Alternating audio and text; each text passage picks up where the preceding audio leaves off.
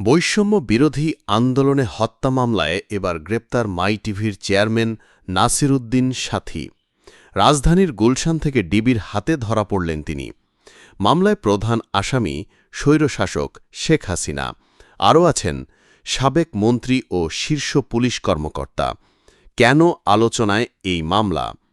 বৈষম্য বিরোধী আন্দোলনে হামলা ও আন্দোলনকারীদের হত্যার অভিযোগে যাত্রাবাড়ী থানায় দায়ের করা এক মামলায় গ্রেপ্তার হয়েছেন মাই টিভির চেয়ারম্যান মোহাম্মদ নাসির উদ্দিন সাথী।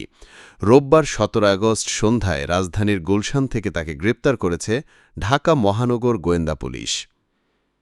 গ্রেপ্তারের বিষয়টি নিশ্চিত করেছেন ঢাকা মহানগর পুলিশের মিডিয়া অ্যান্ড পাবলিক রিলেশনস বিভাগের উপকমিশনার মোহাম্মদ তালেবুর রহমান।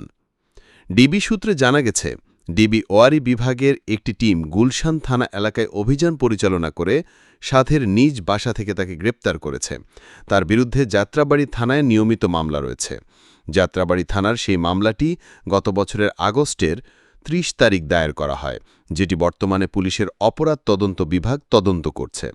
মামলায় প্রধান আসামি করা হয় স্বৈরশাসক শেখ হাসিনাকে। আসামির তালিকায় ২ নম্বরে রয়েছেন সাবেক সেতুমন্ত্রী ওবায়দুল কাদের এবং ৩ নম্বরে রয়েছেন সাবেক আইজিপি আবদুল্লাহ আল মামুন। মামলায় ২২ নম্বর আসামি মাই টিভির চেয়ারম্যান নাসির উদ্দিন সাথী। এ হত্যা মামলায় মোট ২৫ জনকে আসামি করা হয়। এছাড়া অজ্ঞাত আরও ১৫০ জনকে আসামি করা হয়েছে।